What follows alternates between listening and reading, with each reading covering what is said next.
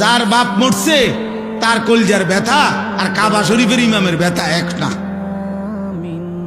কথা বোঝেন নাই? আমার বাপ মরছে, আমার কলিজার ব্যথা, আর এই জায়গার মধ্যে যদি কাবা শরীফের ইমামরা দাঁড় করান, উনি তো হলো কমন দোয়া, কারণ উনি তো প্রত্যেক দিনে দোয়া করে, তো ওনার বাপ না।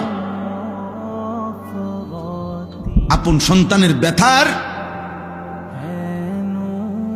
আলগা ব্যথা তো এক হবে না বাপ। ইমাম সাহেব যত সুদ দিয়েই কোক, যত টাইনে টুনেই কোক।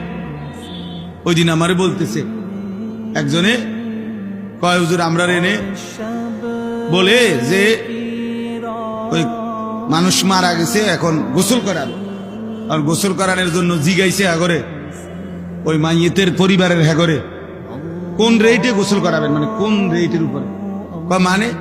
মানে যদি কাইন্দা কাইতে গোসল করায় তাহলে 1500, আর যদি এমনি নর্মালি গোসল করায় দেয় তো 1000।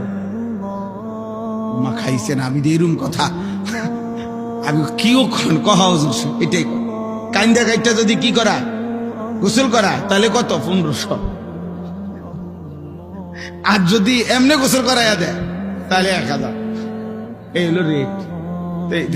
এইটা